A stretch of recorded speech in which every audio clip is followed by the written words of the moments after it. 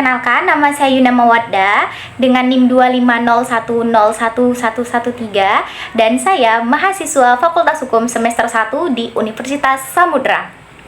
Kali ini saya mau menjelaskan apa sih 3 panduan utama dalam hukum Islam. Yang pertama itu ada tafsir ahkam, yang kedua ada hadis ahkam, dan yang ketiga ada ahkamul khamsah. Penasaran yang Yun sebutin tadi itu apa maksudnya? Yuk kita bahas. Nah, jadi yang pertama itu kita bahas adalah tafsir ahkam. Penasaran kan apa sih tafsir ahkam itu? Jadi tafsir ahkam itu dia adalah cabang ilmu yang membahas dan juga menafsirkan ayat-ayat Al-Quran yang berkaitan dengan hukum. Yang biasanya itu kita sebut itu adalah ayat ahkam. Nah, di dalam tafsir ahkam ini terdapat unsur-unsur tafsir ahkam ya. Ada 4 unsur utamanya dalam tafsir ahkam itu. Yang pertama apa? Yang pertama itu ada ayat ahkam, yaitu ayat-ayat Al-Quran yang menjadi objek kajian tersebut. Nah, yang kedua itu ada mufasir, orang yang ahli dan berhak menafsirkan ayat-ayat tersebut. Nah, yang ketiga itu ada kaidah tafsir. Dia itu metode dan juga ilmu bantu ya, seperti ushul fikih yang dipakai mufasir supaya hasilnya itu benar. Nah, yang keempat itu ada hukum syariat atau hasil akhir berupa ketetapan hukumnya. Nah, contohnya itu seperti contohnya yang Yun ambil itu contoh Quran surah Al-Baqarah ayat 275. Nah, di situ kan Allah mengatakan nih, Allah menghalalkan jual beli dan mengharamkan riba. Nah, tugas tafsir ahkamnya itu adalah merinci mana definisi dan batasan riba itu. Hasilnya, ulama menetapkan adanya riba fadl dan riba nasi'ah yang dilarang dan memberikan kejelasan praktis pada ayat yang sifatnya itu umum. Nah, teman-teman, jadi yang kedua itu ada hadis ahkam.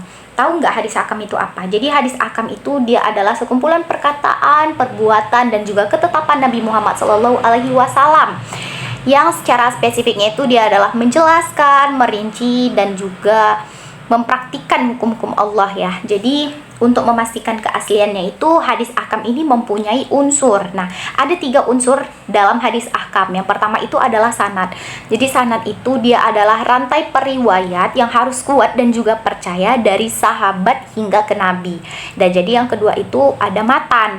Nah, jadi matan itu adalah isi atau teks hadis itu sendiri yang berisi perintah atau penjelasan praktis. Nah, yang ketiga itu ada hukum yang dirinci. Jadi hukum yang dirinci ini yang dimaksud itu adalah ketetapan hukum yang terkandung dalam matan hadis. Nah, contohnya itu Al-Quran memerintahkan dirikanlah sholat. Hadis ahkam yang berikan detailnya. Misalnya hadis tentang cara wudhu yang menjelaskan anggota tubuh mana saja yang harus dibasuh, atau hadis tentang niat yang menjelaskan bahwa setiap amal harus didasari niat agar sah sebagai ibadah. Nah, seperti itu. Nah, yang terakhir itu ada ahkamul khamsah. Apa sih ahkamul khamsah itu? Nah, ahkamul khamsah itu dia adalah klasifikasi standar yang digunakan ulama untuk menentukan status hukum setiap perbuatan kita. Nah, jadi statusnya itu hanya ada 5. Yang pertama itu ada haram. Ya, haram itu dia wajib berhenti jika dilakukan dosa besar, jika ditinggalkan berpahala. Contohnya apa? Contohnya seperti mencuri, mabuk. Nah, seperti itu. Dan yang kedua ada wajib. Lampu hijau terang kalau dibilang ya. Dia wajib dijalankan atau mutlak dijalankan ya. Nah, artinya wajib itu adalah wajib jalan. Jika dilakukan berpahala, jika ditinggalkan dosa. Contohnya apa? Sholat 5 waktu dan juga puasa Ramadan. Nah, yang ketiga adalah makruh, lampu kuning ya kan. Sebaiknya dihindari. Nah, artinya dia ini kita harus lebih hati-hati, lebih baik pelan atau dihindari. Jika ditinggalkan berpahala, jika dilakukan tidak berdosa tapi kurang baik.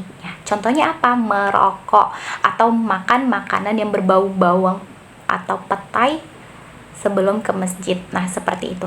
Dan yang keempat itu ada sunnah. Dia lampu hijau muda, dianjurkan untuk dikerjakan. Nah, definisinya itu dianjurkan untuk jalan jika dilakukan itu berpahala, jika ditinggalkan tidak berdosa. Contohnya apa? Sholat duha, mengucapkan salam. Nah, seperti itu. Nah, yang terakhir itu ada mubah, ya, lampu putih, netral atau bebas pilih, ya. Jadi definisinya itu Anda memilih tidak ada pahala atau dosa. Jadi contohnya minum kopi, jalan kaki, nah seperti itu. Nah, teman-teman, jadi kesimpulannya itu adalah yang pertama tadi kan tafsir ahkam, ya.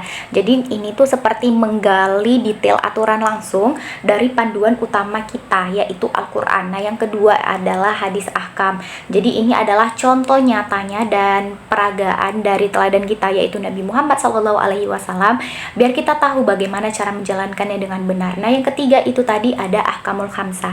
Ini adalah sistem penandaan status yang memudahkan kita. Merah haram, hijau wajib, kuning makruh, dan seterusnya. Semuanya jelas, ya kan?